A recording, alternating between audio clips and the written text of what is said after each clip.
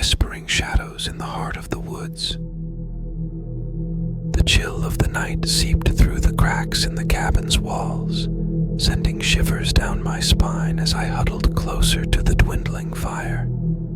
Outside, the darkness stretched like a vast, hungry beast, swallowing the surrounding forest in its embrace. My girlfriend, Sarah, sat across from me, her eyes reflecting the dancing flames as she clutched her mug of hot cocoa with trembling hands.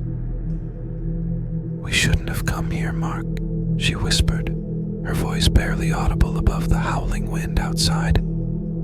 I reached out and squeezed her hand reassuringly, trying to ignore the sense of unease gnawing at the pit of my stomach. "It'll be fine, Sarah. Just a little adventure, remember?" But even as I spoke the words, doubt crept into my mind like tendrils of mist. The cabin, nestled deep in the heart of the woods, had seemed like the perfect escape from the hustle and bustle of city life. But now, as the night grew darker and the forest seemed to close in around us, I couldn't shake the feeling that we were not alone. I glanced at the clock on the wall, a cheap, battery-operated contraption that ticked away the seconds with unnerving precision. It was nearly midnight, and yet sleep eluded me like a fleeting dream. Every creak of the floorboards, every rustle of the wind outside, sent my heart racing with fear. Suddenly, Sarah gasped, her eyes widening in terror as she pointed towards the window. "Did you see that?" I followed her gaze, but all I saw was darkness, the impenetrable void that surrounded us on all sides. "See what?" I asked, my voice barely a whisper. "It was a shadow," she stammered, her voice trembling with fear. "It moved outside the window." My blood ran cold as I turned to look out into the night, half expecting to see some monstrous creature lurking in the darkness. But there was nothing, just the swaying branches of the trees and the eerie silence of the forest.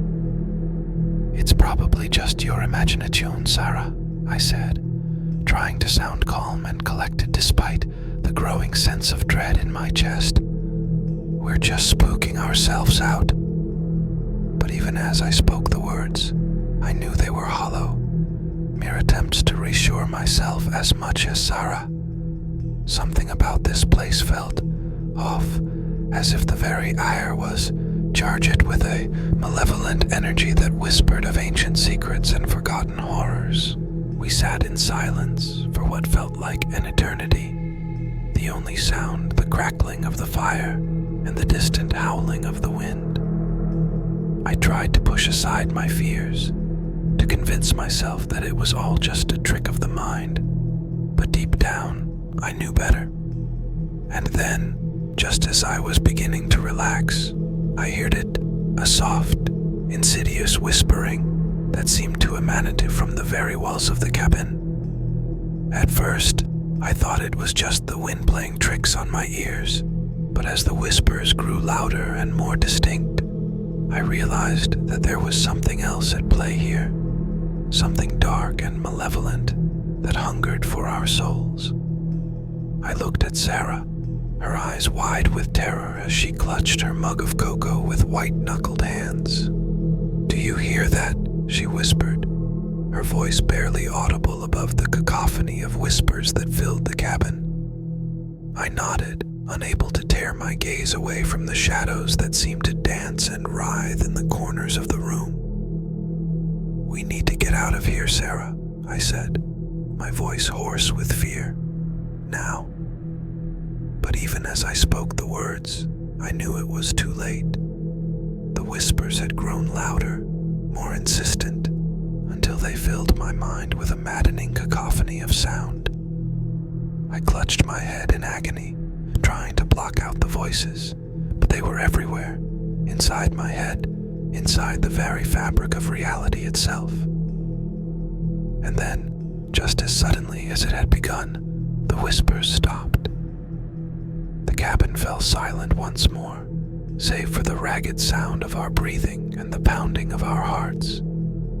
I looked at Sarah, her eyes filled with tears as she mouthed the words I dreaded to hear.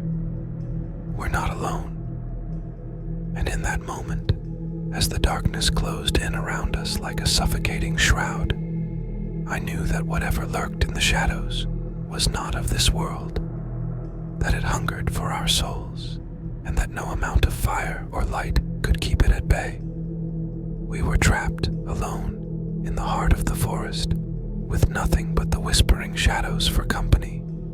And as the night stretched on into eternity, I knew that our only hope for survival lay in facing the darkness head-on, and praying that we emerged unscathed from its grasp.